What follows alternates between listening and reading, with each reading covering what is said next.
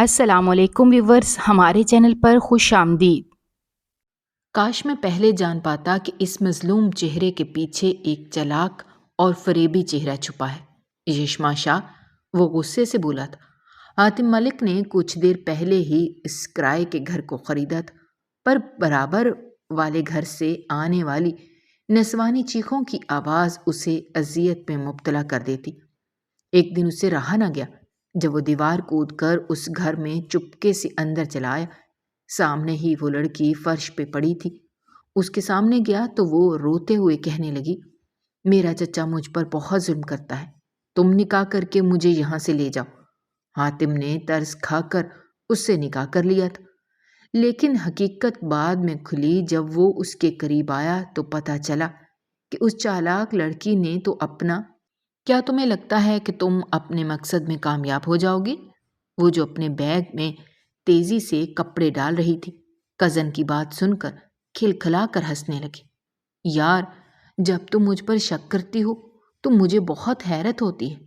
کیا تم ابھی تک مجھے جان نہیں پائی کہ جو چیز حاصل کرنے کا دل کرتا ہے اسے حاصل کر کے ہی رہتی ہوں، چاہے مجھے اس کے لیے کتنی ہی محنت کیوں نہ کرنی پڑے۔ یشما شاہ کے لہجے میں اس وقت غرور تھا، لیکن وہ کوئی چیز نہیں ہے بلکہ وہ ایک انسان ہے، اور تم جانتی ہو کہ وہ کس قدر ظالم شخص ہے۔ جب بھی وہ غصے میں آتا ہے تو وہ کسی کا بھی لحاظ نہیں کرتا۔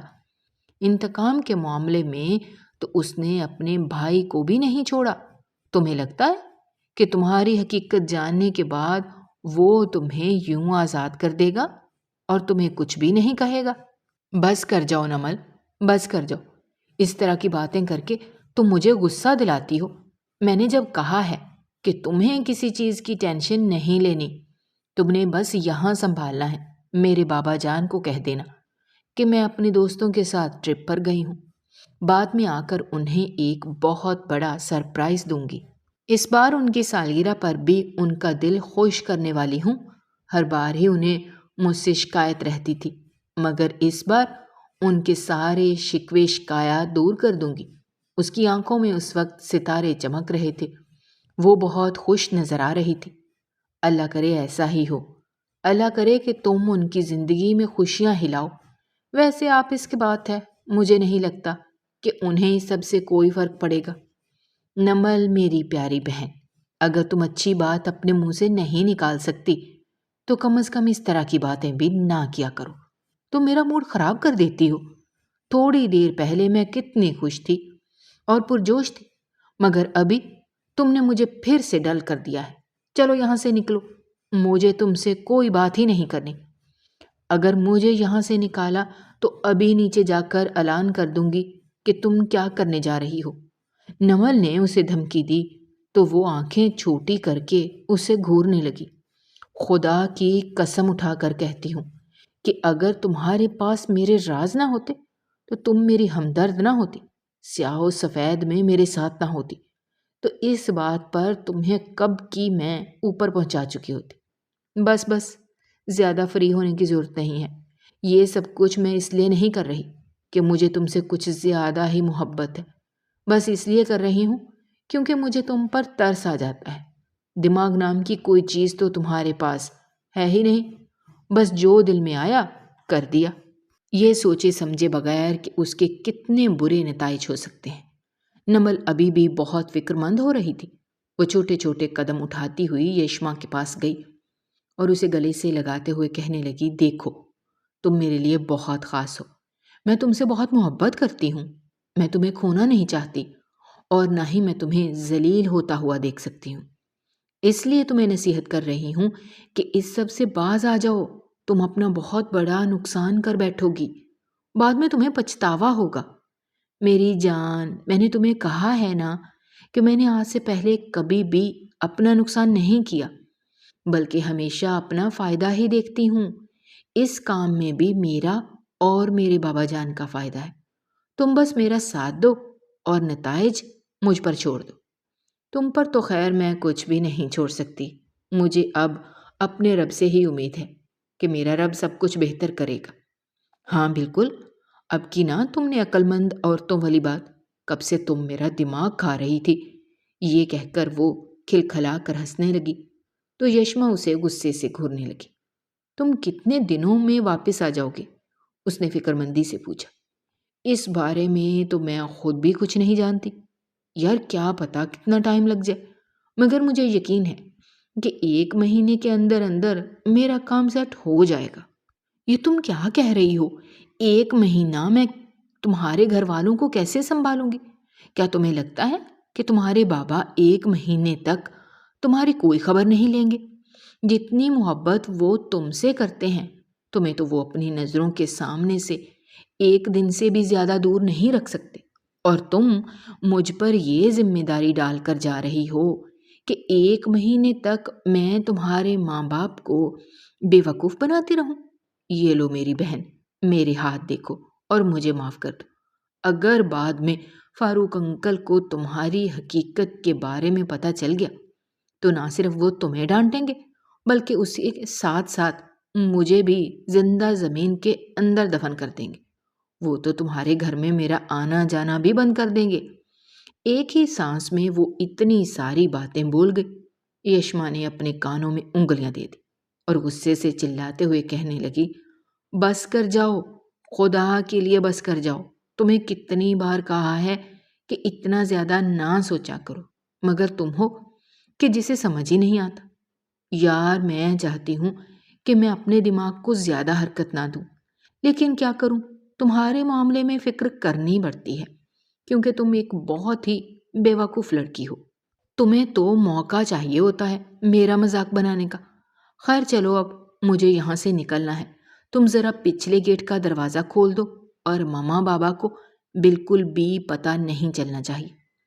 ٹھیک ہے میری ماں، تمہاری ماما بابا کو پتہ نہیں چلے گا، لیکن فی الحال تو تم ان کے سامنے ہی گھر سے نکلو اور انہیں بتا دو اس طرح سے تم ٹرپ پر جا رہی ہو، اور تمہیں پتہ ہے کہ بابا جان وہیں پر میرے سب دوستوں کو کال ملانا شروع کر دیں گے جن کے ساتھ میں جا رہی ہوں گی۔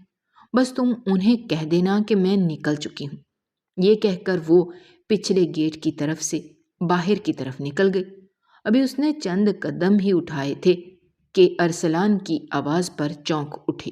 نظریں اٹھا کر دیکھا تو سامنے ہی وہ کھڑا خونخوار انداز میں اسے دیکھ رہا تھا۔ اس نے مسکرانے کی ناکام کوشش کی۔ رات کے اس پہر کہاں پر جا رہی ہو؟ اس نے سرد لہجے میں پوچھا۔ تمہیں اس سے کیا مطلب؟ وہ اسی کے انداز میں بولی۔ میں بھی جا کر بتاتا ہوں چچا جان کو کہ آپ کی بیٹی آدھی رات کو کہیں جا رہی ہے، اس کی خبر لیں۔ خبردار جو تم نے انہیں کچھ بھی بتایا، مجھ سے برا کوئی بھی نہیں ہوگا، اس نے انگلی اٹھا کر دھمکی دینے والے انداز میں کہا۔ تو ارسلان نے اس کی انگلی نیچے کی اور مسکراتے ہوئے بولا، تمہیں کیا لگتا ہے کہ میں تم سے ڈر جاؤں گا؟ یہ غلط فہمی اپنے چھوٹے سے دماغ سے نکال دو اور مجھے سب کچھ سچ سچ بتاؤ کہ تم کہاں پر جا رہی ہو۔ اپنے کامران اور وانیہ کے ساتھ ٹرپ پر جا رہی ہوں۔ اس کی بات سن کر وہ آنکھیں چھوٹی چھوٹی کر کے اسے دیکھنے لگا۔ پھر اس نے ایک نظر نمل پر ڈالی جو کہ قریب ہی کھڑی تھی، مگر اس کا پورا وجود خوف سے کانپ رہا تھا، جس کا صاف مطلب تھا کہ اس کی دوست جھوٹ بول رہی ہے۔ دراصل نمل سے اپنے اوپر قابو نہیں ہوتا تھا اور نہ ہی وہ اس طرح کی سچویشن کو ہینڈل کر سکتی تھی۔ اچھا تو نمل کیوں کانپ رہی ہے؟ اسے گرمی میں سردی لگ رہی ہے کیا؟ اس کے طنز کرنے پر یشما غصے سے اپنی دوست کو گھورنے لگی، جس پر وہ اتنی بڑی ذمہ داری سونپ کر جا رہی تھی، یہ جانتے ہوئے بھی کہ وہ بالکل بھی ان چیزوں کو ہینڈل نہیں کر سکتی، مگر اس کے باوجود اپنی دوست پر اندھا اعتماد کرنا تھا۔ چلو تم اب ہمارے راستے سے ہٹو، ہمارا دماغ خراب نہ کرو۔ مجھے بھی تمہارے بارے میں بہت سی باتوں کا پتہ ہے۔ کل رات تم نے کہاں پر گزاری ہے میں اس بارے میں بھی جانتی ہوں۔ اگر میں نے تایا جان کو ماریا کے بارے میں بتا دیا تو وہ تمہاری پاکٹ منی ہی بند کر دیں گے۔ اب کی بار پریشان ہونے کی باری ارسلان کی تھی۔ اس کے چہرے کے تاثرات ہی بدل گئے اور وہ فکر مندی سے پوچھنے لگا، تمہیں ان ساری چیزوں کے بارے میں کیسے پتہ چل جاتا ہے؟ کہیں تم میری جاسوسی تو نہیں کرتی؟ میرے پیارے کزن، مت بھولو کہ تم مجھ سے 2 سال چھوٹے ہو۔ اور فی الحال تم جو چالاکیاں کر رہے ہو یہ میں کر کے آ چکی ہوں، اس لیے میرے ساتھ کھیل کھیلنے کی ضرورت نہیں ہے۔ یہ کہہ کر وہ آگے بڑھنے ہی لگی تھی کہ ارسلان بھاگتا ہوا اس کے پیچھے گیا اور بولا، دیکھو میں بھی اس سب میں تمہاری مدد کرنا چاہتا ہوں، پلیز مجھے بھی اپنے اس مقصد میں شامل کر لو، میں تمہارا بہت بڑا احسان مند رہوں گا۔ وہ اب کی بار ہاتھ جوڑ کر اس کے سامنے کھڑا ہو گیا۔ خیر ضرورت ہو اسے واقعی ایک شخص کی تھی جو اس کی حفاظت کر سکتا۔ ٹھیک ہے، تمہیں اپنے ساتھ لے جانے کے لیے تیار ہوں، یہ کہہ کر اس نے نمل کو دیکھا جس کی آنکھوں میں آنسو آ گئے تھے۔ وہ منہ بسورتے ہوئے بولی، تم لوگ مجھے اکیلا یہاں پر چھوڑ کر جا رہے ہو، یہ جانتے ہوئے بھی کہ شیر زخمی ہے۔ دیکھو ارسلان کی وجہ سے میری بچت ہو جائے گی، یہ نہ صرف تایا جان کا بیٹا ہے بلکہ اس کے ساتھ ساتھ میرا بہت اچھا دوست بھی ہے، اور بابا جان بھی جانتے ہیں کہ ہم دونوں میں بہت بنتی ہے۔ یہ کہہ کر اس نے دانت پیستے ہوئے ارسلان کی طرف دیکھا جو اسی کی طرح دانت پیس رہا تھا مگر مسکرا رہا تھا۔ خاتم ملک تھوڑی دیر پہلے ہی آفس سے باہر نکلا تھا۔ اس نے اپنی ٹائی کی نوٹ ڈھیلی کی اور خود کو تھوڑا سا پرسکون کرنے لگا۔ دراصل آج اس کی دوبارہ سے میٹنگ میں بحث ہو گئی تھی اور اسے لڑائی جھگڑے سے سخت نفرت تھی۔ وہ چاہتا تھا کہ معاملات کو سیدھے انداز میں حل کیا جائے مگر سامنے والی پارٹی کو شاید پیار کی زبان سمجھ میں ہی نہیں آتی تھی، اس لیے اسے ہمیشہ ہی غصہ دکھانا پڑتا تھا اور دھمکی دینی پڑتی تھی۔ آج بھی اس نے یہ سب کچھ ہی کیا تھا۔ وہ اپنی گاڑی کی طرف بڑھ رہا تھا جب اسے اپنے نام کی پکار سنائی دی۔ پلٹ کر دیکھا تو وہاں پر ایک لڑکا کھڑا ہوا نظر آیا۔ ارسلان چھوٹے چھوٹے قدم اٹھاتا ہوا اس کے پاس گیا اور معصومیت سے بولا، میرا موبائل گم ہو گیا ہے، میں نہیں جانتا کہ میں نے اسے کہاں پر رکھا ہے، میں بھول گیا ہوں اور اب میرے پاس گاڑی بھی نہیں ہے، والیٹ بھی میں اسی جگہ پر ہی چھوڑ آیا ہوں، ویسے بھی موجود نہیں ہے، کیا آپ مجھے اجازت دیں گے کہ میں ایک چھوٹی سی کال کر لوں؟ حاتم نے پرسوچ نظروں سے اس نوجوان کی طرف دیکھا جو حلیے سے تو ایک اچھے گھرانے کا لگ رہا تھا اور بات چیت سے بھی وہ ایک سلجھی ہوئی فیملی کا معلوم ہوتا تھا۔ اس نے اپنا موبائل نکالا اور اسے کال کرنے کے لیے دے دی۔ دوسری طرف یشما نے ارسلان کا موبائل پکڑ رکھا تھا۔ جیسے ہی ایک نمبر سے کال آئی اس نے فوراً ریسیو کر لی۔ ایکسکیوز می، کیا یہ موبائل آپ کے پاس ہے؟ ارسلان نے نادان بننے کی ناکام ایکٹنگ کرتے ہوئے کہا تو دوسری طرف سے یشما کے لیے اپنی ہنسی پر قابو پانا مشکل ہو گیا۔ جی محترم، یہ فون میرے پاس ہی ہے، آپ ذرا گھر آ جائیں، میں آپ سے بات کرتی ہوں۔ اب آپ کو زیادہ ڈرامے لگانے کی بھی ضرورت نہیں ہے، آپ جانتے ہیں کہ آپ کی ایکٹنگ ہمیشہ ہی فلاپ ہو جاتی ہے۔ اس سے پہلے کہ وہ انسان آپ کو پکڑ لے آپ مہربانی کر کے موبائل اس کے حوالے کر دیں۔ اس سے پہلے کہ وہ مزید کچھ کہتی ارسلان نے خود ہی کال کاٹ دی تھی کیونکہ اس کے لیے اب اپنی ہنسی پر قابو پانا بہت مشکل ہو گیا تھا، جبکہ حاتم کو اس کا انداز اب نان سیریس لگ رہا تھا۔ بہت بہت شکریہ آپ کا۔ اس نے جلدی سے موبائل حاتم کے حوالے کیا اور وہاں سے بھاگ کر بلڈنگ میں گم ہو گیا۔ حاتم نے قدرے غصے سے اس کی پشت کو دیکھا اور سوچا، کتنے ان ایتھیکل لوگ ہیں، ذرا بھی تمیز نہیں ہے۔ ایک تو میں نے مدد کی، شکریہ ادا کرنے کے بجائے بھاگ کر چلا گیا ہے۔ آج کی جنریشن بھی نہ، اس نے کوفت سے سوچا اور اپنی گاڑی میں بیٹھ گیا۔ پہلے ہی اس کا موڈ آف تھا، اب اس لڑکے کی حرکت کی وجہ سے وہ کافی بیزار ہو چکا تھا۔ بے وقوف لڑکی، تم اس نمبر سے کیا پتہ لگوانے والی ہو؟ میں اس کے ذریعے اس کا سارا بایو ڈیٹا نکلواؤں گی۔ یشما نے جیسے کوئی بہت ہی کام کی بات کی تھی۔ وہ غصے سے اسے دیکھنے لگا۔ اس کے لیے تمہیں کسی کی مدد بھی لے سکتا تھا، اور تم جانتے ہو کہ وہ کسی صرف اور صرف جنید انکل ہی ہیں جو کہ آرمی میں ہیں۔ اگر ہم ان سے مدد مانگ لیتے تو وہ سارے خاندان میں یہ بات پھیلا دیتے۔ اچھا، تم مجھے یہ تو بتاؤ کہ تم کرنے کیا والی ہو؟ اس کی بے چینی سے پوچھا تو وہ مسکرا کر کہنے لگی، تم بس مجھے دیکھتے جاؤ، مجھ سے سوال نہ کرو۔ میں نے تمہیں اپنی ٹیم میں شامل کیا ہے اس کا مطلب یہ نہیں ہے کہ تم میرے ہر معاملے میں دخل اندازی کرنا شروع کر دو۔ مجھے ان لوگوں سے سخت چڑ ہے جو کام کے دوران باتیں کرتے ہیں۔ حاتم کے بارے میں وہ ساری معلومات نکلوانے میں کامیاب ہو چکی تھی۔ وہ کتنے گھروں کا مالک ہے اور آج کل کس گھر میں رہ رہا ہے، اس سب کے بارے میں اسے پتہ چل گیا تھا۔ اس نے حاتم کے پڑوس میں ہی ایک گھر لے لیا تھا۔ خدا کا شکر تھا کہ وہ رینٹ پر ہی چڑھایا گیا تھا اور آج کل اس میں کوئی کرایہ دار بھی نہیں رہ رہا تھا۔ رات کا وقت ہوا تو وہ اونچی آواز میں چلانے لگی۔ یہ دیکھ کر ارسلان بہت زیادہ پریشان ہو گیا اور اپنے دل پر ہاتھ رکھ لیا۔ اسے ٹینشن ہو گئی تھی کہ کہیں اس کی کزن تو اسے بدنام نہیں کرنے والی۔ جب اس نے فکر مندی سے پوچھا تو وہ اسے ڈانٹتے ہوئے بولی، چپ کر جاؤ اور اپنے کمرے کے اندر دفع ہو جاؤ۔ تھوڑی ہی دیر کے بعد دروازے پر دستک ہوئی تھی، مگر اس نے جا کر دروازہ نہیں کھولا تھا۔ حاتم جو کہ اس وقت گھر کی چھت پر کھڑا تھا، جب اسے قریب ہی گھر سے ایک لڑکی کے چیخنے کی آوازیں سنائی دی تو وہ بہت زیادہ پریشان ہو گیا۔ وہ عورتوں کی ہمیشہ سے بہت عزت کرتا تھا اور جن عورتوں پر ظلم ہوتا تھا وہ ظلم کے خلاف آواز بھی اٹھاتا تھا۔ اس کے دل میں نہ جانے کیا آیا، وہ اس گھر کی طرف بڑھ گیا اور دستک دینے لگا، مگر دوسری طرف سے کسی نے بھی دروازہ نہیں کھولا تھا۔ اب تو معمول ہی بن گیا تھا، روز ہی اسے اس گھر سے چیخنے کی آوازیں سنائی دیتی تھیں، جس سے اس کے دل کی دھڑکن بھی بڑھ جاتی تھی۔ ایک دن جب وہ اندر داخل ہوا تو یشما زمین پر بیٹھی پھوٹ پھوٹ کر رو رہی تھی۔ اس کی آنکھوں سے تیزی سے آنسو بہہ رہے تھے۔ وہ اٹھنے کی کوشش کر رہی تھی لیکن اسے اٹھنا مشکل ہو رہا تھا۔ کیا ہوا ہے تمہیں؟ تم ٹھیک تو ہو؟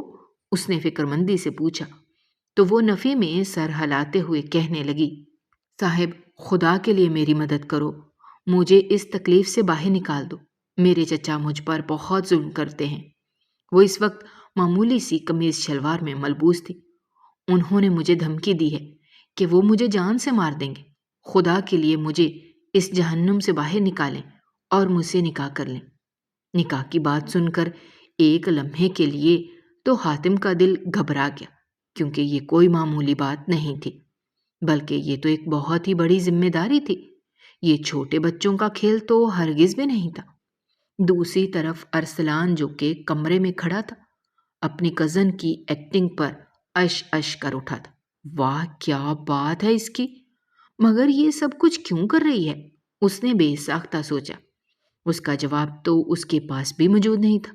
دیکھو میں تمہاری کوئی بھی مدد نہیں کر سکتا، تمہیں آپ نہیں جانتے میرے چچا کتنا اثر و رسوخ کے مالک ہیں۔ آپ ایک بار مجھے اپنی دسترس میں لے لیں، ایک بار مجھ سے نکاح کر لیں، پھر وہ مجھے آپ سے نہیں چھین پائیں گے۔ اس کے بعد آپ بے شک مجھے طلاق دے دیجیے گا، مگر فی الحال تو میری مدد کر دیں۔ مجھ سے اب مزید یہ تکلیف برداشت نہیں ہوتی۔ دن رات کا سکون غارت ہو گیا ہے۔ وہ زور زور سے رو رہی تھی۔ ٹھیک ہے اٹھو یہاں سے، وہ سنجیدگی سے بولا تو وہ حیرت سے اس انسان کی طرف دیکھنے لگی۔ میری ٹانگ زخمی ہے، میں ٹھیک طرح سے نہیں چل سکتی۔ حاتم نے اب کی بار اسے سہارا دیا تھا۔ وہ دونوں ایک دوسرے کے بہت قریب تھے۔ ایک لمحے کے لیے تو یشما کا دل تیزی سے دھڑکا، مگر دوسرے ہی لمحے اس نے اپنے آپ پر قابو پایا اور اپنے دل میں اسی نفرت کو جگا دیا جس کی وجہ سے وہ اس سے بدلہ لینے کے لیے آئی تھی اور جس کے لیے اس نے اتنا بڑا ڈرامہ لگایا تھا۔ آپ پلیز مجھے یہاں سے کسی اور جگہ پر لے جائیں، مجھے بہت ڈر لگ رہا ہے۔ اگر میرے چچا جان یہاں پر آ گئے تو میرے ہوتے ہوئے یہاں پر کوئی بھی نہیں آ سکتا۔ وہ پرسوچ نظروں سے اس لڑکی کی طرف دیکھ رہا تھا۔ وہ کبھی بھی اس سے نکاح کرنے کے لیے راضی نہ ہوتا، مگر اس لڑکی میں نہ جانے ایسی کون سی کشش تھی جس نے اسے یشما کی طرف متوجہ کر دیا تھا۔ ایسا نہیں تھا کہ آج سے پہلے اس نے کوئی حسین لڑکی نہیں دیکھی تھی، مگر یہ سچ تھا کہ اس نے آج سے پہلے یشما جیسی کوئی عورت نہیں دیکھی تھی جو بلا شبہ بہت حسین تھی۔ جب وہ نظریں اٹھا کر دیکھتی تو سامنے والے کو گھائل کر دیتی تھی۔ سب سے پہلے حاتم اس کی نظروں سے ہی گھائل ہوا تھا۔ اس نے اپنے سب دوستوں کو کال کی اور انہیں اپنے نکاح کے بارے میں بتا دیا۔ سب لوگ ہی بہت حیران تھے کہ آخر ایسا کیا ہو گیا جو اس نے اچانک ہی نکاح کرنے کا فیصلہ کیا۔ مگر جب ان لوگوں نے اس لڑکی کو دیکھا تو شریر انداز میں مسکرانے لگے۔ اس کا دوست چلتا ہوا اس کے پاس آیا اور کندھے پر ہاتھ رکھتے ہوئے بولا، واہ یار، ماننا پڑے گا، تم نے تو ہیرا ڈھونڈ کر نکالا ہے۔ میں نے تمہیں کہا تھا نا، جوہری کو ہیرے کی پہچان ہو ہی جاتی ہے۔ جواب میں وہ بھی مسکراتے ہوئے بولا۔ نہ جانے کیوں اسے ایک دم سے ہی یہ لڑکی بہت پیاری لگنے لگی تھی، حالانکہ یہ کوئی ڈرامہ یا فلم نہیں چل رہی تھی، یہ ایک حقیقی زندگی تھی۔ وہ سوچ بھی نہیں سکتا تھا کہ حقیقی زندگی میں اس طرح کے واقعات رونما ہو سکتے ہیں۔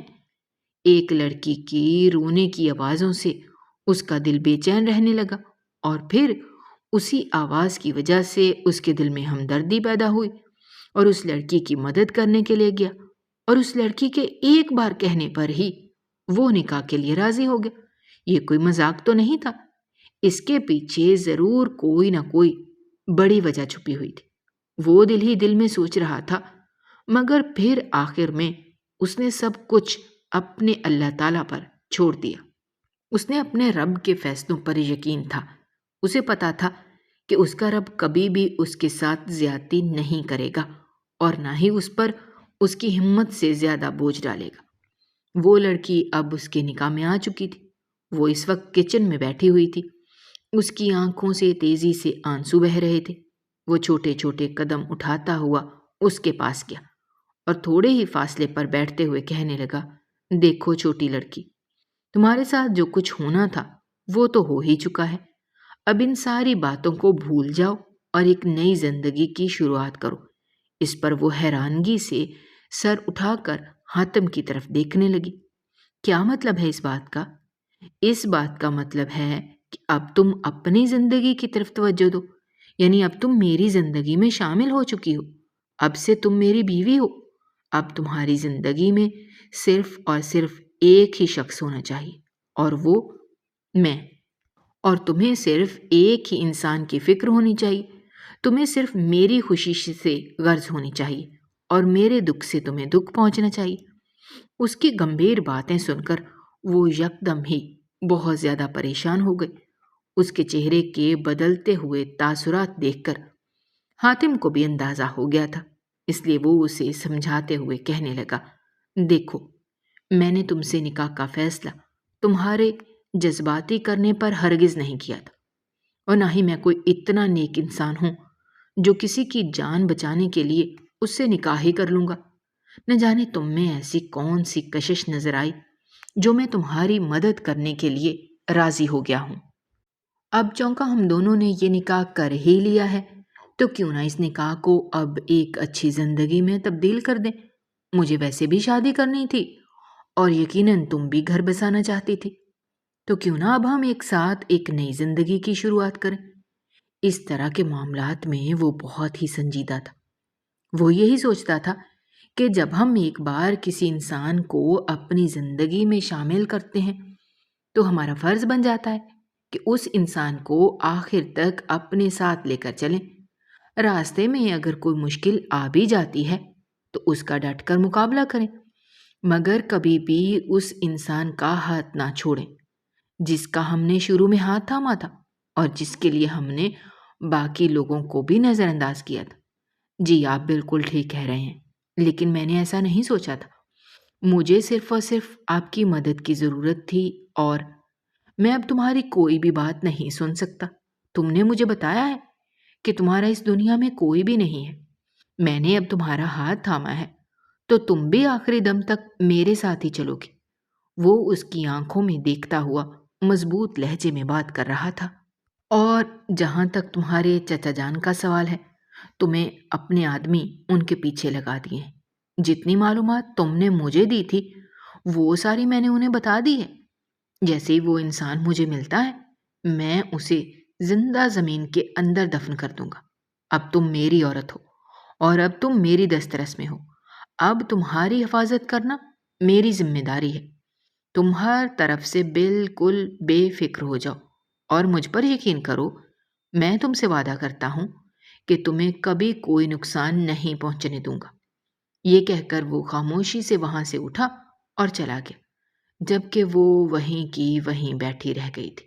یا اللہ، یہ میں کیا کر رہی ہوں؟ اس نے بے ساختہ خود سے سوال کیا۔ مجھے چاہیے کہ جلد سے جلد وہ فائل لوں اور یہاں سے نکل جاؤں، اس سے پہلے کہ سب کچھ خراب ہو جائے۔ اسی وقت ہی اس کا موبائل بجا۔ دیکھا تو ارسلان کی طرف سے کال آ رہی تھی۔ اس نے ارسلان کو سارا کھیل بتا دیا تھا کہ کچھ عرصہ پہلے تک حاتم کے والد نے اس کے والد کو بزنس میں بے وقوف بنایا تھا اور کروڑوں کی فائل چرا لی تھی۔ بس وہ وہی فائل لینے کے لیے اس کے گھر میں داخل ہوئی تھی، اور اسی کے لیے اس نے اتنا بڑا ڈرامہ کیا تھا۔ ارسلان کو اپنی کزن کی ذہنی حالت پر شک ہونے لگا، جس نے ایک فائل کے لیے اپنی زندگی کو مشکل میں ڈال دیا تھا۔ تم پاگل تو نہیں ہو گئی؟ یہ تم نے کیا کیا ہے؟ میں نے جو کچھ بھی کیا ہے بالکل ٹھیک کیا ہے، اور تم مجھ سے وعدہ کر چکے ہو کہ تم اس بارے میں کسی کو بھی نہیں بتاؤ گے۔ اگر تم نے مجھے دھوکہ دیا تو میں بری طرح سے ناکام ہو جاؤں گی۔ میں بہت بڑی مشکل سے یہاں تک پہنچی ہوں۔ خدا کا واسطہ ہے، میرے ساتھ اس قسم کا کوئی مذاق نہ کرنا۔ اگر وہ واقعی تمہارے ساتھ ازواجی تعلق بنانے کے لیے تیار ہو جاتا ہے تو تم اسے کیا جواب دو گی؟ وہ تمہارا شوہر ہے، تم اسے انکار تو نہیں کر سکتی۔ اور اگر تم اس کے بچے کی ماں بن گئی؟ ارسلان نے ایک ہی سانس میں اتنے سارے سوال کر ڈالے تھے۔ ایک لمحے کے لیے تو اس کا چہرہ بھی شرم سے لال ہو گیا تھا، مگر پھر اگلے ہی لمحے وہ چیختے ہوئے کہنے لگی، تم اتنے بے شرم کیسے ہو سکتے ہو؟ کیا تمہیں تمیز نہیں ہے کہ لڑکیوں سے کس طرح بات کرنی چاہیے؟ جب لڑکی کو خود سے نکاح کا کہتے ہوئے غیرت نہیں آئی تو مجھے تمیز کرنے کی کیا ضرورت ہے؟ ارسلان نے اسی کے لہجے میں جواب دیا تھا، اور پھر اسے ہدایت کرتے ہوئے بولا، دیکھو، اگر تم کبھی بھی کسی بھی مشکل میں پھنسو تو سب سے پہلے تم نے مجھے ہی کال کرنی ہے۔ میں ہر موقع پر تمہارے لیے موجود رہوں گا، کبھی بھی تمہیں اکیلا نہیں چھوڑوں گا۔ اس کے لہجے میں تسلی تھی اور مان تھا۔ مجھے تم پر یقین ہے، تم صرف اور صرف میرے بابا جان کو سنبھالو، بس یہ بات کسی طرح سے ان تک نہیں پہنچنی چاہیے۔ اس نے ابھی ارسلان کو آدھی بات بتائی تھی، جبکہ پوری بات تو یہ تھی کہ وہ یہاں پر اس فائل کے لیے بھی تھی اور اس انسان کو ذلیل کرنے کے لیے بھی تھی، جس کے باپ نے اس کی خالہ کی زندگی برباد کی تھی۔ تمہارے ساتھ تو میں وہ سب کچھ کروں گی کہ نہ صرف تمہارا محبت سے اعتبار اٹھ جائے گا، بلکہ اس کے ساتھ ساتھ تم کبھی بھی سر اٹھا کر نہیں جی پاؤ گے۔ تمہیں ذلیل و رسوا کر دوں گی، تمہیں تمہاری اپنی ہی نظروں میں گرا دوں گی۔ حاتم جو کہ تھوڑی دیر پہلے ہی باہر نکلا تھا، وہ اب فوزیہ کو ہدایت کرتے ہوئے کہہ رہا تھا، اپنی بی بی صاحبہ کا بہت زیادہ خیال رکھنا۔ تمہاری بی بی صاحبہ نے پورے دن سے کچھ بھی نہیں کھایا۔ پہلے ان کو کھانا کھانے کے لیے دو، پھر اس کے بعد ان کو ان کے کمرے تک چھوڑ دو۔ میں ایک ضروری کام کے سلسلے میں باہر جا رہا ہوں، اگر انہیں کسی بھی چیز کی ضرورت پڑے تو تم نے وہ اس کے سامنے رکھنی ہے۔ جی ٹھیک ہے صاحب جی، میں ایسا ہی کروں گی۔ یہ کہہ کر وہ تیزی سے اندر بڑھ گئی، جبکہ حاتم گھر سے باہر نکل گیا۔ فوزیہ ابھی اس کے قریب آ کر بیٹھی ہی تھی کہ وہ بے چینی سے بولی، تمہارے صاحب کیسے ہیں؟ ان کی نیچر کیسی ہے؟ ہمارے صاحب پہلے تو بہت ہی غصے والے ہوا کرتے تھے، کسی سے سیدھے منہ بات نہیں کرتے تھے، لیکن جب سے آپ آئی ہیں ان کے رویے میں بہت بڑی تبدیلی محسوس کی ہے۔ میں نے ان کی آنکھوں میں آپ کے لیے پسندیدگی بھی دیکھی ہے۔ آپ دنیا کی سب سے خوش قسمت لڑکی ثابت ہونے والی ہیں، کیونکہ آپ پر حاتم کا دل آ گیا ہے۔ کیا مطلب ہے اس بات کا؟ اب تمہارے صاحب اتنے بھی کوئی بڑے شہزادے نہیں ہیں، اس نے منہ بناتے ہوئے کہا۔ حاتم جو کہ چابیاں بھول جانے پر دوبارہ سے اندر داخل ہوا تھا، اپنی نئی نویلی دلہن کے منہ سے اپنے لیے یہ الفاظ سن کر نہ چاہتے ہوئے بھی اس کے لبوں پر مسکراہٹ پھیل گئی۔ تمہارے لیے تو کم سے کم مسیحا ہی ہوں۔ اس کی آواز سن کر ایک لمحے کے لیے تو وہ اپنی جگہ پر اچھل پڑی، مگر پھر دوسرے ہی لمحے خود پر قابو پاتے ہوئے کہنے لگی، نہیں، میرے کہنے کا وہ مطلب نہیں تھا۔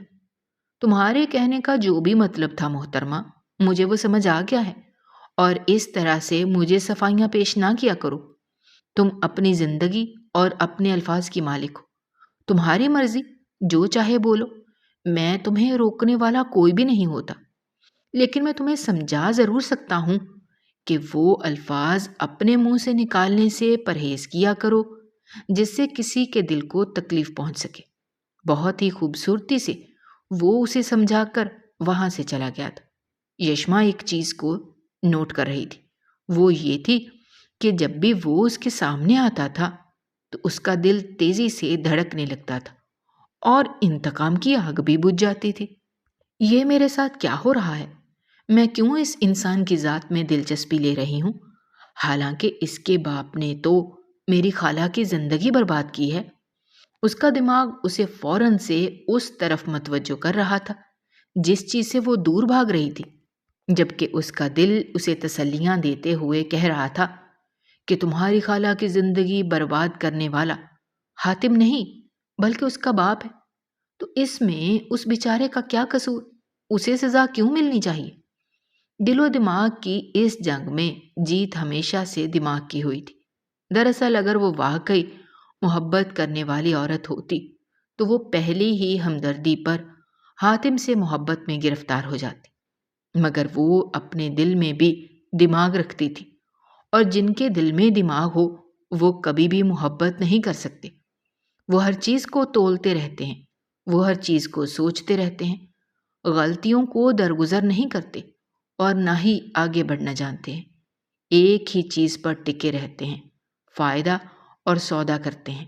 وہ بھی ایسی ہی تھی، فائدہ اور سودا کرنے والی۔ رات کو جب وہ واپس آیا تو دیکھا کہ وہ اس کے بستر پر سو رہی تھی۔ اس کے چھوٹے چھوٹے خراٹوں کی آوازیں پورے کمرے میں گونج رہی تھی۔ نہ چاہتے ہوئے بھی حاتم کھل کر مسکرا دیا، بہت چھوٹے چھوٹے قدم اٹھاتا ہوا اس کے پاس گیا اور اس کے قدموں میں بیٹھ گیا اور اس کے پیر پکڑے اور انہیں ہلکے ہلکے دبانے لگا۔ لڑکی، تم میں ایسی کون سی کشش ہے جو میں تمہارے پیچھے ایسا پاگل ہو گیا ہوں، جو مجھے تمہارے علاوہ اب کچھ دکھائی ہی نہیں دیتا؟ وہ دھیمے لہجے میں بڑبڑا رہا تھا۔ یشما جو کہ ابھی تھوڑی دیر پہلے ہی آنکھیں بند کر کے لیٹی تھی، وہ سوئی نہیں تھی۔ جب اس نے اپنے پیروں پر حاتم کے ہاتھوں کا لمس محسوس کیا تو ایک لمحے کے لیے گڑبڑا گئی، لیکن دوسرے ہی لمحے خود پر قابو پا لیا جب اس نے اس کے منہ سے ادا ہونے والے یہ الفاظ سنے تو اس کا دل خون کے آنسو رونے لگا۔ یہ شخص اس کے پیچھے پاگل ہو رہا تھا اور وہ اس کو نقصان پہنچانے جا رہی تھی۔ میں جانتا ہوں پیاری لڑکی کہ تم جاگ رہی ہو۔ اب کی اس کی بات پر اس نے پٹ سے اپنی آنکھیں کھول دیں۔ وہ مسکراتے ہوئے اس کے چہرے کی طرف دیکھ رہا تھا۔ تم بہت ہی بری ایکٹنگ کرتی ہو، تمہارا پورا وجود کانپ رہا ہے اور تم یہ سوچ رہی ہو کہ آنکھیں بند کر کے تم نے مجھے بے وقوف بنا لیا ہے۔ نہیں، میرا وہ مقصد نہیں تھا۔ اس نے جلدی سے اپنی وضاحت دی اور اپنے پیر پیچھے سرکانے کی کوشش کی جو کہ حاتم نے پکڑ رکھے تھے۔ اس نے بھی یکدم پاؤں چھوڑے۔ میں چاہتا ہوں کہ ہم دونوں کے درمیان ازدواجی تعلق قائم ہو جائے، اس نے نظریں جھکاتے ہوئے یہ بات کہی تھی۔ ویسے تو حاتم شرماتا نہیں تھا، مگر نہ جانے کیوں آج اسے تھوڑا سا عجیب محسوس ہو رہا تھا۔ سب کے لیے ابھی تیار نہیں ہوں میں، مجھے تھوڑا سا وقت چاہیے۔ ٹھیک ہے، آپ جتنا وقت چاہتی ہیں میں آپ کو دینے کے لیے تیار ہوں۔ کون سا آپ کہیں پر بھاگ رہی ہیں یا میں نے یہاں سے چلے جانا ہے؟ موت کے علاوہ ہم دونوں کو کوئی چیز جدا نہیں کر سکتی۔ مجھے اپنے رب پر یقین ہے، اگر میرے رب نے آپ کو میری زندگی میں شامل کیا ہے تو ضرور اس کے پیچھے کوئی خیر ہی ہوگی، اور میں کبھی بھی اپنے رب کے فیصلوں کے خلاف جانے کے بارے میں سوچ بھی نہیں سکتا۔ وہ پھر سے گہری گہری باتیں کرنے لگا جس سے یشما کو بہت خوف محسوس ہوتا تھا۔ آپ مجھے تھوڑی سی پریشان لگ رہی ہیں۔ جب سے آپ آئی ہیں آپ کسی نہ کسی گہری سوچ میں ڈوب جاتی ہیں۔ میں آپ سے کوئی بھی بات کرتا ہوں تو آپ کا دھیان فوراً بھٹک جاتا ہے۔ آپ مجھے بتائیں کہ آپ کو کیا مسئلہ ہے؟ نہیں نہیں، ایسی کوئی بات نہیں ہے، میں بالکل ٹھیک ہوں۔ یہ کہہ کر وہ اٹھی اور واش روم میں گھس گئی۔ اس کی آنکھوں سے تیزی سے آنسو بہہ رہے تھے اور وہ خود سے سوال کر رہی تھی کہ کہیں میں حاتم ملک کے ساتھ زیادتی تو نہیں کر رہی۔ دل سے صدا آئی کہ تم اس کے ساتھ ظلم کر رہی ہو، جبکہ دماغ یہ ماننے کے لیے تیار ہی نہیں تھا۔ یا اللہ، مجھے معاف کر دینا، مگر میں کیا کروں؟ اپنی خالہ کے الفاظ مجھے نہیں بھولتے۔ انہوں نے مجھ سے وعدہ لیا تھا کہ میں ان کا انتقام لوں گی۔ اپنے آنسو صاف کیے اور فریش ہو کر دوبارہ سے باہر نکل گئے۔ اسے اس گھر میں رہتے ہوئے 3 دن گزر چکے تھے، اور یہ 3 دن پلک جھپکتے ہی گزر گئے تھے، پتہ بھی نہیں چلا تھا۔ ایک ایک لمحہ اس کے لیے بہت پیارا، رنگین اور خوشگوار ہوتا تھا۔ جب وہ حاتم کی دسترس میں ہوتی تھی تب تو وہ ہر چیز ہی بھول جاتی تھی۔ اسے اس انسان کے علاوہ اور کچھ دکھائی ہی نہیں دیتا تھا۔ وہ انسان بھی اپنی ساری توجہ اسی کو دیتا تھا اور یوں محسوس کرواتا تھا کہ یشما کے علاوہ اسے اور کوئی چیز عزیز ہے ہی نہیں۔ اٹھتے بیٹھتے وہ اس کے حسن کے قصیدے پڑھتا تھا اور اس کے ساتھ ہنسی مذاق کرتا تھا، چھوٹی چھوٹی شرارتیں کرتا تھا۔ بظاہر وہ بھی مسکراتی تھی، لیکن اندر ہی اندر اس کا دل کرتا تھا۔ ایک دن دونوں ہی سوئمنگ پول میں پاؤں لٹکا کر بیٹھے ہوئے تھے، جب وہ مسکراتے ہوئے کہنے لگا، تمہیں پتہ ہے میں آج تک کبھی بھی کسی لڑکی کی طرف متوجہ نہیں ہوا۔ مجھے عورت ذات سے ہمیشہ سے ہی خوف محسوس ہوتا تھا، کیونکہ اب مجھے اپنی زندگی میں جو کچھ دیکھنے کو ملا اس سے میں نے یہی سیکھا کہ عورت کی ذات بہت بے وفا ہوتی ہے۔ اس پر یقین کرنا صرف اور صرف بے وقوفی ہے۔ عورت ہمیشہ مرد کو دھوکہ دے دیتی ہے۔ یہ ساری باتیں بچپن سے میرے ذہن میں چل رہی تھیں، جس کی وجہ سے میں لڑکیوں کی طرف بھی نہیں جاتا تھا، کیونکہ مجھے دھوکے سے بہت ڈر لگتا تھا۔ وہ حاتم جو کہ ایک بہت بڑا بزنس مین تھا اور ایک گینگسٹر بھی تھا، وہ اس کے سامنے اس وقت ایک چھوٹا سا بچہ معلوم ہو رہا تھا، جو کہ اپنے دل کا حال کھول کر سنا رہا تھا اور بہت ہی پرجوش انداز میں بتا رہا تھا۔ مگر جب سے تم میری زندگی میں آئی ہو تب سے میرے یہ خیالات تبدیل ہو گئے ہیں۔ مجھے پتا چلا ہے کہ تم کس قدر وفادار ہو۔ مجھے یقین ہے کہ تم ہمیشہ میری وفادار بن کر رہو گی اور مجھے کبھی بھی دھوکہ نہیں دو گی۔ مجھے تم پر بہت مان ہے۔ مجھے یقین ہے کہ تم میرا مان کبھی بھی نہیں توڑو گی۔ یہ کہہ کر اس نے یشما کا ہاتھ مضبوطی سے پکڑ لیا۔ اس نے تیزی سے اپنا ہاتھ کھینچا اور مسکراتے ہوئے بولی، جی ایسا ہی ہوگا، آپ ٹینشن نہ لیں۔ اب تو ہمارے نکاح کو کافی عرصہ گزر گیا ہے۔ تم نہیں سوچتی کہ اب ہمیں ایک نئی زندگی کی شروعات کرنی چاہیے؟ حاتم ملک کی سوئی ابھی تک وہیں اٹکی ہوئی تھی۔ ایک تو وہ خوبصورت بہت تھی اور دوسرا وہ اس کے نکاح میں موجود تھی۔ تیسری اور اہم بات یہ تھی کہ وہ اس سے محبت کرنے لگا تھا، مگر بعض اوقات وہ اسے غصہ بھی دلا دیتی تھی۔ جب بھی وہ اسے ہاتھ لگانے کی کوشش کرتا یا اس کے پاس جاتا تو وہ اسے کھچی کھچی رہتی تھی۔ یہ ساری چیزیں حاتم کو بالکل بھی پسند نہیں تھی۔ وہ اسے اپنی بیوی قبول کر چکا تھا، تو یشما کا بھی فرض بنتا تھا کہ وہ اسے اپنا شوہر قبول کر لے۔ تم نے مجھے اپنے ماں بابا کے بارے میں نہیں بتایا۔ تم مجھے کہہ رہی تھی کہ تم بعد میں اس کا ذکر کرو گی۔ اس نے دیکھا تھا کہ یشما اس وقت بہت زیادہ کنفیوز تھی اور کافی عرصے سے وہ جس کے بارے میں پتہ لگانے کی کوشش کر رہا تھا وہ وقت بھی آ گیا تھا۔ میری طبیعت اس وقت بہت خراب ہو رہی ہے، میرے سر میں شدید درد ہے، کیا ہم بعد میں اس بارے میں بات کر سکتے ہیں؟ تم ہمیشہ ایسے ہی کرتی ہو، جب بھی میں تم سے تمہارے گھر والوں کے بارے میں پوچھتا ہوں تم اسی طرح سے بہانے بناتی ہو۔ آخر مجھے بتاؤ کہ تم مجھ سے کیا چھپا رہی ہو؟ دیکھو، پہلے دن ہی تمہیں کہا تھا کہ مجھے دھوکے سے بہت نفرت ہے۔ مجھ سے جو بھی بات کرنا سچ کرنا، چاہے وہ کتنی ہی کڑوی کیوں نہ ہو۔ میں تمہیں اس پر سزا نہیں دوں گا، لیکن اگر بعد میں مجھے حقیقت کے بارے میں پتہ چلا تو مجھ سے برا کوئی بھی نہیں ہوگا۔ وعدہ کرتی ہوں کہ کل تمہیں تمہارے سارے سوالات کا جواب دے دوں گی، اور کل تمہیں وہ سب کچھ بھی دے دوں گی جس پر تمہارا حق ہے۔ وہ اس بار عجیب سے لہجے میں بولی تو اسے شدت سے کچھ غلط ہونے کا احساس ہوا۔ تم کیا کرنے والی ہو؟ مجھے زندگی میں پہلی بار تم سے ڈر لگ رہا ہے۔ تمہیں مجھ سے ڈرنے کی ضرورت نہیں ہے، تم تو اپنے بابا کے بہت ہی ہوشیار اور بہادر بیٹے ہو۔ اس کی بات پر وہ ماضی میں چلا گیا۔ اس کا باپ اسے یہ بات کہا کرتا تھا، مگر اس لڑکی کو کیسے معلوم تھا؟ اس نے یشما کو کندھے سے پکڑ کر جھنجھوڑا۔ تمہیں کیسے پتا ہے میرے بابا مجھے یہ سب کہا کرتے تھے؟ وہ اب ہذیانی انداز میں چلانے لگا، جبکہ یشما کی آنکھوں میں بھی آنسو آ گئے۔ وہ دوبارہ سے ڈرامے بازی کرتے ہوئے کہنے لگی، مجھے نہیں پتا آپ کس بارے میں بات کر رہے ہیں، خدا کے لیے مجھے چھوڑیں، مجھے بہت تکلیف ہو رہی ہے۔ حاتم نے اسے ایک جھٹکے سے چھوڑا تھا۔ وہ بھاگتی ہوئی کمرے میں چلی گئی اور فائل اس کے ہاتھ لگ چکی تھی، اور اب اس نے ایک اور اہم کام کرنا تھا۔ اگلے دن جب وہ سو کر اٹھا تو اسے گھر میں وہ کہیں بھی دکھائی نہ دی۔ اس نے فوزیہ سے پوچھا تو اس کا چہرہ لٹک گیا۔ کیا ہوا؟ تمہیں اور تمہاری بیوی جی کہاں پر ہیں؟ اس طرح منہ لٹکا کر کیوں گھوم رہی ہو؟ یہ کہہ کر وہ ٹی وی کے سامنے جا کر بیٹھ گیا۔ دراصل یہ اس کی پرانی عادت تھی، جب بھی وہ صبح سو کر اٹھتا تھا تو سب سے پہلے نیوز دیکھتا تھا، مگر جب اس نے ٹی وی آن کیا تو سامنے ہی ایک کانفرنس چل رہی تھی، اور سامنے بیٹھی ہوئی عورت کو کوئی اور نہیں بلکہ اس کی بیوی تھی، جس نے اس پر الزام لگایا تھا کہ اس نے ایک لمبے عرصے سے اسے زبردستی اپنے پاس رکھا ہوا تھا۔ وہ بڑی مشکل سے اس سے بچ کر آئی ہے۔ اس کے ساتھ ساتھ اس نے میڈیا کو یہ بھی بتایا کہ ظالم انسان نے اس سے زبردستی نکاح کیا تھا۔ تھوڑی ہی دیر کے بعد دروازے پر دستک ہوئی، پولیس سامنے کھڑی تھی۔ حاتم کو تو یقین ہی نہیں آ رہا تھا کہ اس کے ساتھ وہ اتنا بڑا کھیل کھیل کر جا چکی ہے۔ نہ صرف وہ فائل بھی لے چکی تھی بلکہ اس کے ساتھ ساتھ اسے بھی ساری دنیا کے سامنے رسوا کر دیا تھا۔ اپنا مقصد پورا کرنے کے بعد جب وہ گھر کے اندر داخل ہوئی تو سامنے کھڑے بابا کو دیکھ کر اس کے لبوں پر مسکراہٹ پھیل گئی۔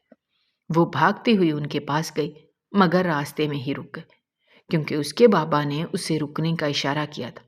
انہوں نے ایک زوردار تھپڑ اس کے چہرے پر مارا اور چیختے ہوئے کہا، تم نے یہ کیا کیا ہے؟ تم جانتی بھی ہو؟ میں نے وہی کیا ہے جو مجھے کرنا چاہیے تھا۔ اس کے باپ نے میری خالہ کی زندگی برباد کر دی تھی۔ اس کے بابا نے بے ساختہ اس کی ماں کی طرف دیکھا اور چیختے ہوئے کہنے لگے، میں نے تمہیں سمجھایا تھا کہ اسے حقیقت کے بارے میں بتا دو، مگر تم نے میری ایک بات بھی نہیں سنی۔ اب دیکھو اس نے اپنے ساتھ کتنی بڑی زیادتی کی ہے۔ کیا مطلب ہے اس بات کا؟ اس نے کانپتی ہوئی آواز میں کہا۔ تو وہ چیختے ہوئے کہنے لگے، تمہاری خالہ کی ہی ساری غلطی تھی۔ ارے وہ تو ایک پاگل نفسیاتی عورت تھی جو ہاتھ ان کے باپ کے پیچھے پڑی ہوئی تھی۔ اس نے اس پر الزام لگایا تھا۔ اس میں حاتم کی کوئی غلطی نہیں تھی۔ وہ وہیں زمین پر بیٹھ گئے۔ اس کی آنکھوں سے تیزی سے آنسو بہنے لگے۔ اس نے بہت بڑی غلطی کر دی تھی، مگر اب پچھتاوے کے علاوہ اس کے پاس دوسرا کوئی راستہ نہیں تھا۔ دوسری طرف جہاں تک حاتم کا سوال تھا تو وہ بری طرح سے ٹوٹ گیا تھا۔ زندگی میں پہلی بار اس نے کسی پر یقین کیا تھا اور اسی عورت نے اس کی اپنی نظروں میں اسے گرا دیا تھا۔ جیل سے چھوٹتا تو وہ 15 منٹ میں ہی کامیاب ہو گیا تھا۔ جنید صاحب اس کے پاس آئے تھے۔ انہیں پتہ چل گیا تھا کہ ان کی بیٹی کا نکاح اب اس سے ہو گیا ہے۔ انہوں نے حاتم سے معافی مانگی تو وہ شرمندہ ہوتے ہوئے کہنے لگا، انکل اس میں آپ کی کوئی غلطی نہیں ہے، سارا قصور اسی کا ہے، اور خیر اسے اس کی سزا بھی دی جائے گی۔ آپ کو پتہ ہے کہ میں معاف کرنے والوں میں سے ہرگز نہیں ہوں۔ یہ کہہ کر وہ وہاں سے چلا گیا۔ یشما کے بابا بہت خوفزدہ ہو گئے تھے۔ انہیں ڈر لگ رہا تھا کہ ایسا نہ ہو کہ وہ ان کی بیٹی کی زندگی برباد کر دے، مگر وہ نہیں جانتے تھے کہ حاتم کا سزا دینے کا الگ ہی انداز ہے۔ وہ خاموشی کی مار مارتا ہے۔ اسے اتنا تو اندازہ ہو گیا تھا کہ اس کی بیوی اب پچھتائے گی اور ساری زندگی تڑپتی ہی رہے گی۔ اسی وجہ سے اس نے فیصلہ کیا تھا کہ اب وہ کبھی بھی اس کی طرف نہیں جائے گا۔ ان کو الگ ہوئے تقریباً 1 سال گزر چکا تھا۔ یشما ہر روز ہی اس کا انتظار کرتی تھی۔ اسے لگتا تھا کہ شاید وہ اس سے ملنے آ جائے، انتقام کے لیے ہی صحیح، شاید وہ اس کا نام پکار لے، شاید وہ اس سے بدلہ لے، مگر نہیں، وہ بالکل خاموش تھا۔ اس نے 2-3 بار خود ملنے کی کوشش کی تھی، مگر حاتم نے صاف منع کر دیا تھا اور 2 ٹوک انداز میں کہا تھا کہ میں صرف ایک بار ہی انسان پر یقین کرتا ہوں۔ جب میرا یقین ٹوٹ جاتا ہے تو میں اس کی طرف نظر اٹھا کر بھی نہیں دیکھتا۔ اگر ایسی بات تھی تو وہ ابھی تک مجھے طلاق کیوں نہیں دے رہا؟ یشما نے ایک دن نمل سے سوال کیا تو وہ کندھے اچکاتے ہوئے کہنے لگی، شاید یہی تمہاری سزا ہو کہ تم ساری زندگی اس کے نام پر بیٹھی رہو۔ نہ تو تم دوسری شادی کر سکتی ہو اور نہ ہی اس سے الگ ہو سکتی ہو۔ نہیں، ایسی کوئی بات نہیں ہے۔ مجھے پتا ہے اس کے دل میں میرے لیے نرمی موجود ہے، وہ مجھے معاف کر دے گا۔ اسے پتا ہے کہ میں نے یہ سب کچھ نادانی میں کیا تھا۔ اب کی بار اس کے لہجے میں مان تھا۔ اس رات وہ چھپ کر حاتم کے گھر کے اندر داخل ہونے میں کامیاب ہو گئی تھی۔ وہ دیوار سے نیچے اتر رہی تھی جب اسے اپنے پیچھے کسی کی موجودگی کا احساس ہوا۔ نظریں اٹھا کر دیکھیں تو سامنے ہی دشمن جان کھڑا تھا۔ مگر تم وہ گھٹیا حرکت نہ کرتی تو آج سیدھے راستے سے گھر کے اندر داخل ہو سکتی تھی۔ اس کا لہجہ ہر قسم کے جذبے سے عاری تھا۔ یشما کی آنکھوں سے ٹپ ٹپ آنسو گرنے لگے۔ وہ جا کر اس کے قدموں میں گر گئی اور پھوٹ پھوٹ کر رونے لگی۔ مجھے معاف کر دو، مجھ سے بہت بڑی غلطی ہو گئی ہے، میں بہت شرمندہ ہوں۔ ٹھیک ہے، میں نے تمہیں معاف کیا۔ اس نے نظریں اٹھا کر حیرت سے دیکھا کہ اتنی جلدی؟ اب یہاں سے تم جا سکتی ہو۔ مگر اس کی اگلی بات سن کر اس کا دل کٹ گیا تھا۔ کیا ہم سب کچھ بھول کر ایک نئی شروعات نہیں کر سکتے؟ مجھے تم پر یقین نہیں ہے۔ ٹھیک ہے، تو پھر مجھے طلاق دے دو۔ یہ کہہ کر اس نے بہت ہی غور سے حاتم کے چہرے کے تاثرات دیکھے تھے جو فوراً ہی بدل گئے تھے۔ طلاق تو میں تمہیں مرتے دم تک نہیں دوں گا، وہ دو ٹوک انداز میں بول کر کمرے میں چلا گیا۔ آج اس نے اس لڑکی کو باہر نہیں نکالا تھا، وہ بھی بے غیرتوں کی طرح اس کے پیچھے ہی چلی گئی اور وہ زبردستی اس کے ساتھ رہ رہی تھی۔ وہ اس کے نکاح میں موجود تھی اور اس پر اپنا حق بھی جتاتی تھی۔ تھوڑا سا وقت گزرا تو وہ اسے موم کرنے میں کامیاب ہو گئی۔ حاتم اس حقیقت سے اختلاف نہیں کر سکتا تھا کہ وہ واقعی اس لڑکی سے بہت محبت کرتا ہے۔ وہ صرف اسے سبق سکھانا چاہتا تھا اور اسے اندازہ ہو گیا تھا کہ اتنا سبق کافی ہے۔ یشما نے اس سے وعدہ کیا کہ وہ کبھی بھی اسے دھوکہ نہیں دے گی بلکہ اپنی غلطیوں کو سدھارے گی اور نئی زندگی اور صاف ستھری زندگی کی شروعات کرے گی۔ جہاں تک یشما کی خالہ کا سوال تھا تو وہ ایک جنونی عورت تھی۔ جو بھی چیز اسے پسند آتی تھی اس کو حاصل کرنے کے لیے وہ کسی بھی حد سے گزر جاتی تھی۔ اسے حاتم کے باپ سے بھی عشق ہو گیا تھا مگر وہ شادی شدہ تھے۔ انہوں نے صاف انکار کر دیا تو وہ ان کے کردار پر کیچڑ اچھالنے لگی۔ یشما ان دنوں اپنی نانی کے پاس رہتی تھی۔ اس کی خالہ اس کے سامنے آ کر اکثر نفرت کا اظہار کرتی تھیں۔ اور پھر اللہ کا حکم ایسا ہوا کہ انہیں کینسر ہو گیا۔ مرنے سے پہلے انہوں نے اپنی بھانجی سے وعدہ لیا تھا کہ وہ اس ظالم انسان کے بیٹے یعنی حاتم کی زندگی برباد کر دے گی۔ وہ بس اسی وعدے کو پورا کرنے کی کوششوں میں لگی ہوئی تھی، یہ جانے بغیر کہ وہ سب کچھ جھوٹ تھا۔ بلا شبہ معصوم بچوں کے کچے ذہنوں پر لگی جانے والی ضربیں بڑے بڑے نقصان کرتی ہیں۔ اگر آپ کو ہماری کہانیاں پسند آ رہی ہیں تو ہمارے چینل کو سبسکرائب کیجیے، ویڈیوز پر کمنٹ کیجیے اور شیئر کیجیے۔ شکریہ۔